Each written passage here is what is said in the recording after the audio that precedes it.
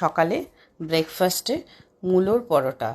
প্রথমে একটু জিরে আর ধনে আর শুকনো লঙ্কাকে 1 চামচ মতো নিয়ে শুকনো কড়ায় একটু গরম করে নিলাম।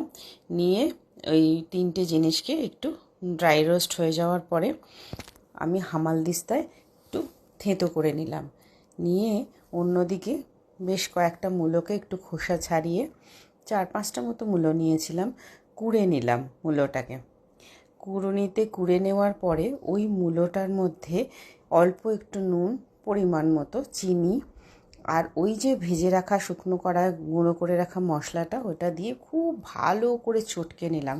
মানে একদম মেখে মেখে মেখে যখন দেখলাম ওর থেকে দেখো চিপলে জল বেরোচ্ছে, তখন আস্তে আস্তে আমি ওর ওপরে আটা মেশালাম। আমি তো তোমরা খেয়াল করেছো যে আমি তো ময়দা খাই না, তাই আমি আটা দিয়ে ওইটাকে মূলোটাকে বেশ ভালো করে, যেহেতু নিরামিষে করব তাই আমি কিন্তু আর পেঁয়াজ রসুন দেবো না, তাই আমি এই মশলাটা দিয়ে ভালো করে আটাটাকে মেখে নিয়ে 4টে মতো ডো বানালাম। দিয়ে ওইটাকে পরোটার শেপে বেলে ভালো করে ভেজে ছেলেকে সিজওয়াইন সস দিয়ে সার্ভ করলাম। তোমরা জানিও তোমাদের কেমন লাগলো এই রেসিপিটা, অবশ্যই কমেন্টস করো আর আমায় ফলো করতে ভুলো না।